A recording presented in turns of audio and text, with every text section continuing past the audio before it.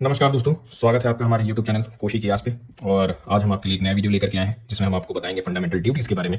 तो fundamental duties जो है वो पार्ट 4 है अपनी इंडियन कॉन्स्टिट्यूशन का, पार्ट 4A है इंडियन कॉन्स्टिट्यूशन का। और आर्टिकल इसका हो जाता है 51A, और 51A के अंदर 11 आर्टिकल आते हैं, ए से लेकर के के तक। एंड फंडामेंटल ड्यूटीज़ को हमने रशिया से लिया था, जिसको फॉर्मर सोवियत यूनियन कहा जाता था उस समय। इसको 42nd अमेंडमेंट के थ्रू हमने ऐड किया था 1976 पे। तो अब चलिए आपको ये बता देते हैं कि फंडामेंटल ड्यूटीज याद कैसे की जाती है, क्योंकि आजकल जो आरआरबी के जो एग्जाम हो रहे हैं, जो रेलवे के एग्जाम हो रहे हैं, उसमें जीके में ये सब क्वेश्चन बहुत ज्यादा आता है। और ये हम लोग को नहीं बनता है, नॉर्मली के स्टूडेंट्स को नहीं बनता है। क्योंकि क्या होता है कि पूछ लिया जाता है कि हमें कौन से फंडामेंटल ड्यूटीज में ये लिखा हुआ है कि हमें अपने फोर्स को प्रिजर्व करना चाहिए या हमें अपने एनवायरमेंट को प्रोटेक्ट करना चाहिए, और हमें ये चीज़ नहीं पता रहती है। और ऑप्शन में दिया रहता है, फंडामेंटल ड्यूटीज में ही ऑप्शन में दिया रहेगा A B C D E ऐसे करके दिया रहेगा, और हमें उनमें से कोई एक चूज करना रहता है। जो कि अगर आपको नहीं आता है तो वो कठिन हो जाएगा। आप बोलोगे कि पेपर बहुत कठिन आया था, लड़के बोलते हैं कि पेपर बहुत कठिन आया था, उसमें मतलब फंडामेंटल ड्यूटीज के अंदर भी घुस घुस के पूछ रहा था, और नॉर्मली हमसे नहीं बनता इस टाइप के क्वेश्चन। तो आज इसको हम थोड़ा सिंप्लीफाई करेंगे।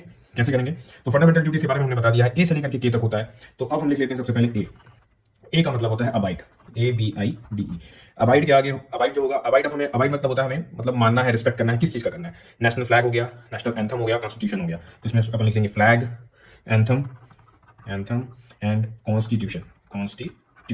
ये हो गया आपका ए। अब हम लेंगे बी से होगा भगत सिंह, बोस और बापूजी। बापूजी मतलब हमारे महात्मा गांधी।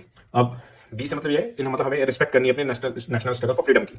फिर सी से होता है कंसोलिडेशन। कंसोलिडेशन का मतलब हो जाता है कि हमें अपना सॉवरेनिटी, यूनिटी और इंटीग्रिटी को प्रोटेक्ट करना है। कंसोलिडेशन, ठीक है, सॉवरेनिटी इंडिया की और इंटीग्रिटी और यूनिटी को प्रोटेक्ट करना है। फिर हो जाता है डी से होगा डिफेंस।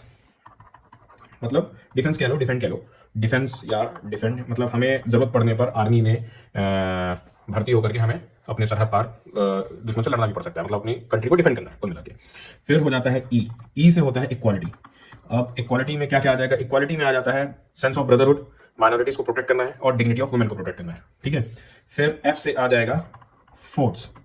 तो फोर्स क्या है? फोर्स एफ से ये है कि हमें अपना कल्चर और हेरिटेज को प्रिजर्व करना है। फिर उसके बाद अगला आ जाएगा, एफ के बाद होता है जी से हो जाएगा ग्रीन, जो मैंने अभी आरआरबी का क्वेश्चन बताया था, क्योंकि ग्रीन करके क्वेश्चन आता है। ग्रीन से होता है हमें अपना एनवायरमेंट प्रोटेक्ट करना है, मतलब एनवायरमेंट प्रोटेक्ट करना है, एनवायरमेंट हो गया। फिर इसके बाद आ जाएगा एच से हो जाएगा ह्यूमनिज्म। मतलब हमें साइंटिफिक टेम्पर डेवलप करना है, हमें ह्यूमनिज्म डेवलप करना है, मतलब हमें प्रगति करनी है और साइंटिफिक टेम्पर भी डेवलप करना है। एच से ये हो जाएगा। अब हो जाएगा आई। तो आई से हो जाएगा इंडियाज प्रॉपर्टी। आई एक लाइन लिख देते हैं, आई फॉर इंडियाज प्रॉपर्टी, ठीक है। तो इसमें हमें अपना इंडिया की जो प्रॉपर्टी है उसको, उसका मतलब सेफ गार्ड करना है, उसको बचाना है कि पब्लिक प्रॉपर्टी नष्ट ना हो, ठीक है। फिर अगला हो जाएगा जे से हो जाएगा जैक ऑफ ऑल। आपने सुना होगा, ये इंग्लिश इडियम है, jack of all master of none. तो जैक ऑफ ऑल मतलब कि हमें स्ट्राइव करना है एक्सेलेंस के लिए। स्ट्राइव मतलब हमें प्रयास करना है कि हम एक्सेलेंस अचीव कर ले, मतलब हर अपना डेवलपमेंट हमारा बढ़ता रहे हर फील्ड में। और फिर लास्ट में हो जाता है के से याद रखना किड्स। इसमें 6 से 14 साल के बच्चे तक को पेरेंट्स की मतलब ये फंडामेंटल ड्यूटी होती है कि 6 से 14 साल के बच्चे को हमें स्कूल भेजना है, उसे एजुकेशन दिलवानी है। तो ये हो गया। एक बार फिर से रिवाइज कर लेते हैं। इसको लिया गया है रशिया से, ठीक है, जिसे पहले बोलते थे formerly known as Soviet Union. कब ऐड हुआ था? 42nd अमेंडमेंट के थ्रू ऐड हुआ था। कब ऐड हुआ था? 1976 में ऐड हुआ था। तो ये हो गया आपका पूरा का पूरा फंडामेंटल ड्यूटीज यहाँ पर कंप्लीट। और हाँ, कौन से आर्टिकल पे आता है? 51A में आता है, पार्ट 4A होता है, ठीक है। तो यहाँ इसी के साथ हमारा खत्म होता है फंडामेंटल ड्यूटीज पूरा कंप्लीट एक वीडियो में। 2 से 3 मिनट का ये वीडियो होगा मेरे हिसाब से, या ज्यादा हो सकता है, 4-5 मिनट हो सकता है।